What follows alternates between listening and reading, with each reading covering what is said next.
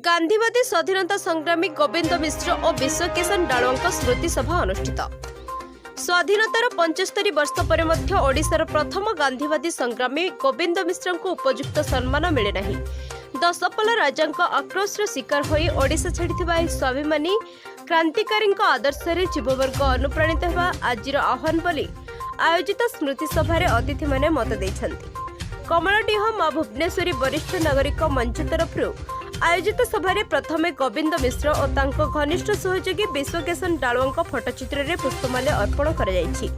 मंचर सभापति संजय कुमार डालुआ अध्यक्षतार अनुष्ठित सभारे मुख्य अतिथि स्थानीय बीडीओ प्रदीप कुमार साहू, मुख्य वक्ता वरिष्ठ सांबादिक विद्याधर पंडा, सरपंच शरद कुमार खटुआ, निरंजन मिश्र, वैकुंठनाथ साहू, भुवनेश्वर मैत्री, सांबादिक रमेश चंद्र पाढ़ी, लोकनाथ साहू प्रमुख जोग देछन।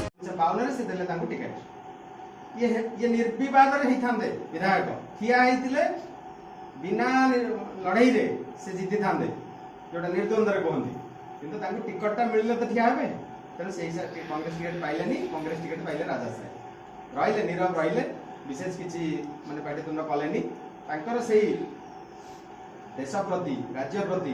कटक जिला नरसिंहपुर रमेश चंद्र पाढ़ी रिपोर्ट उत्कल 7 लाइव।